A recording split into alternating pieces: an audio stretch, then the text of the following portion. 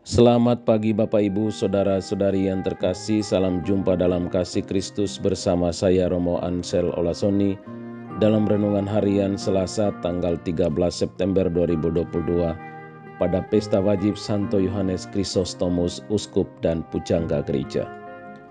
Ayat emas pilihan kita pada hari ini dari Injil Lukas bab 7 ayat 13.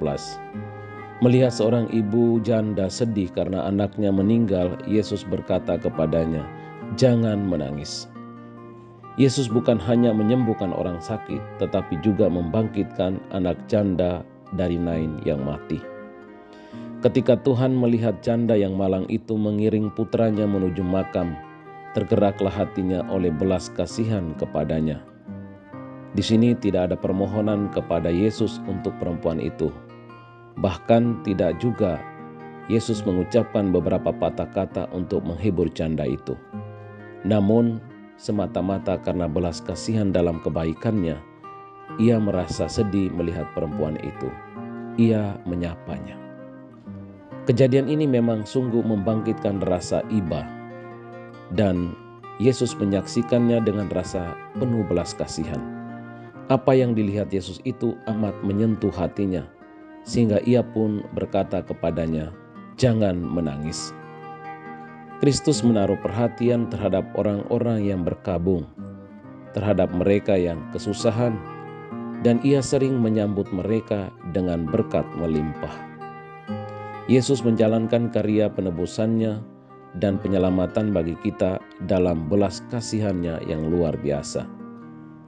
Betapa menyenangkannya bagi kita, Tuhan kita Yesus Kristus itu sungguh penuh dengan rasa belas kasihan. Rahmat-Nya berlimpah menghibur ketika kita sedang berduka. Biarlah para janda yang malang merasa terhibur dalam kedukaan mereka, karena Kristus mengasihani mereka dan tahu bahwa jiwa mereka menderita. Orang lain bisa saja memandang rendah kedukaan mereka, tetapi Ia tidak seperti itu. Kristus berkata, "Jangan menangis." Ia bisa memberikan janda itu alasan yang tidak bisa diberikan orang lain. "Jangan menangisi anakmu yang mati, sebab sebentar lagi ia akan hidup kembali." Memang ini alasan hanya berlaku khusus bagi si janda itu. Namun ada juga alasan yang berlaku umum bagi semua orang yang meninggal dalam Yesus, yang kematiannya juga sama meninggalkan rasa duka yang hebat, yaitu bahwa mereka akan bangkit kembali dan bangkit dalam kemuliaan.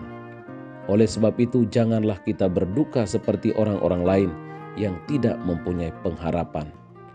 Biarlah Rahel yang menangisi anak-anaknya mencegah matanya dari mencucurkan air mata, sebab masih ada harapan untuk hari depanmu. Demikianlah firman Tuhan. Anak-anak akan kembali ke daerah mereka.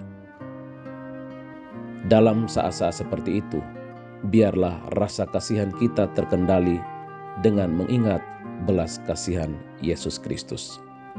Ketika sedih dan putus asa, tampaknya tak seorang pun dapat memahami masalah dan perasaan kita. Lalu akan muncul perasaan kesepian yang menguatkan rasa putus asa itu. Dalam saat seperti itu, carilah Tuhan, maka engkau akan hidup. Carilah Dia, maka Ia akan menyatakan kepedulian dan penghiburannya. Ia akan menguatkan dan menolongmu. Dalam Yesus, pengharapan kita akan menjadi nyata. Bacalah Injil hari ini, temukan ayat emasmu, dan sharingkan kepada sesamamu. Salam teriring doa dan berkat dari Romo Ansel, dalam nama Bapa dan Putra dan Roh Kudus. Amin.